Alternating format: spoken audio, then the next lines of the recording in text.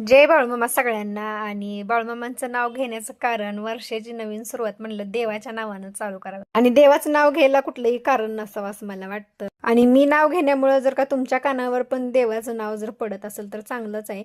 आणि माणसाच्या वागण्या बोलण्याच्या मागं काहीतरी कारण असतं, तसंच कारण माझं मामांचं नाव घेण्याच्या मागं आहे. कारण आपण ज्या देवावर श्रद्धा ठेवतो त्या देवाचं नाव आपोआप आपल्या तोंडात येतं. आणि आता मागच्या 2-3 महिन्यापासून आम्हा दोघांच्या नवरा बायकोच्या तोंडात ना सारखं बाळूमामांचं नाव आहे. आणि भक्ती पण तशीच करतोय आम्ही, जशी होईल तशी करतोय, काय जगा वेगळं आम्ही असं काय वेगळं करत नाही. आणि आज रविवार होता म्हणून शाबू भिजू घातला होता, आणि शाबू भिजते तोपर्यंत म्हणलं चपात्या करून घेऊया.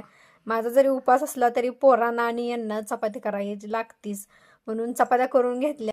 आणि मुळ्याच्या शेंगांची भाजी केली, ती भाजी आणि चपाती यांना अगोदरच सगळ्यांना खाऊ घातली. आणि आज जरा मिरची नव्हती म्हणून शाबू वेगळ्या पद्धतीनं करा म्हटलं, म्हणून लाल तिखट घातलं आणि शाबू परतून घेतला. आणि चांगला झालता शाबू, असं काही वेगळं वाटलं नाही.